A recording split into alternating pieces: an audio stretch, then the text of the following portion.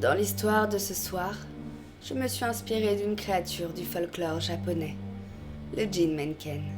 Si vous ne la connaissez pas, je vous en parle en fin de vidéo. Tout ce que je peux vous dire, c'est que croiser cette créature serait de mauvais augure. Installez-vous au coin du feu et préparez-vous à vivre votre nuit blanche.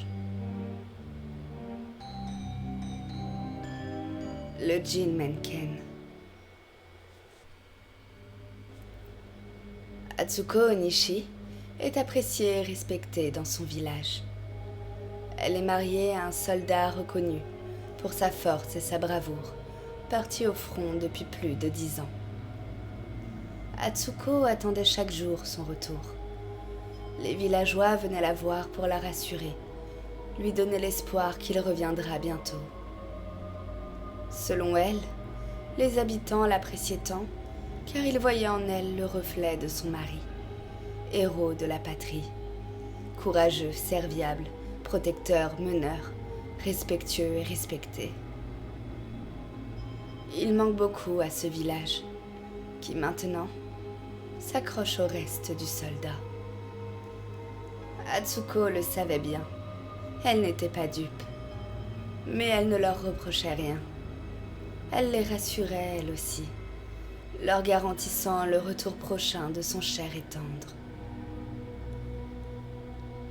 Pour combler le vide laissé par son époux, Atsuko gardait dans une clôture derrière sa maison des chiens qu'elle nourrissait et éduquait pour protéger le village et aider les hommes à la chasse.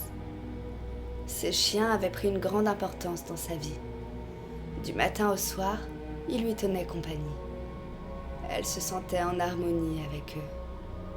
Il y avait une complicité sincère, un amour inconditionnel, sans aucun jugement. Mieux qu'au village, où tout le monde la regardait d'un air peiné, se voulant compatissant. Le soir venu, après avoir nourri ses chiens, Atsuko rentra chez elle exténuée de sa journée. Elle entama une prière avant de se glisser sous ses draps.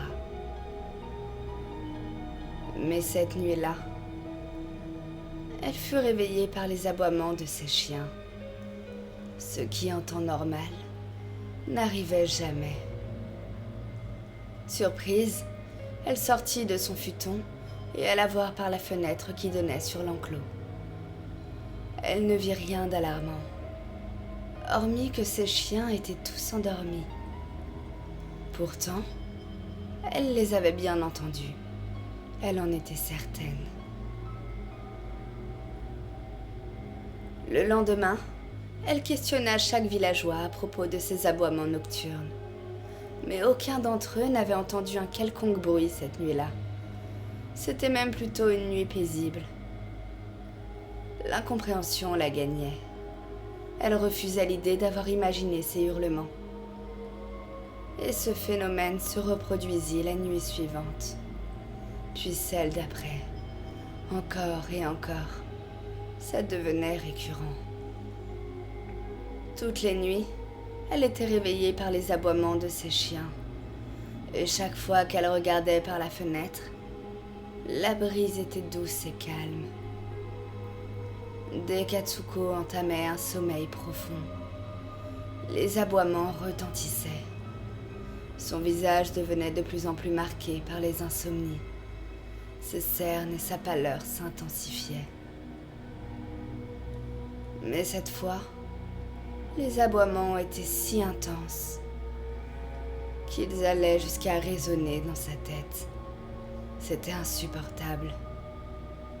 Dans un élan d'exaspération, Atsuko sortit en trombe de son futon et décida d'aller voir par elle-même dans l'enclos derrière sa maison, s'attendant comme d'habitude à ne rien trouver. Mais cette nuit-là était bien différente. Ce qu'elle vit en face d'elle la pétrifia.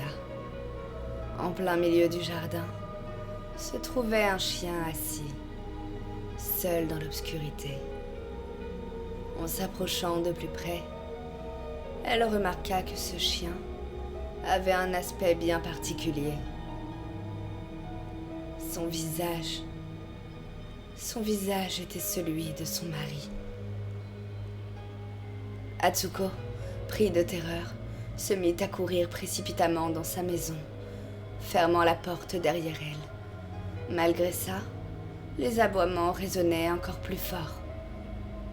Elle se rendit alors en trombe dans sa cave, une pelle à la main, s'apprêtant à déterrer le corps de son époux. Peut-être qu'après ça, les chiens arrêteraient d'aboyer.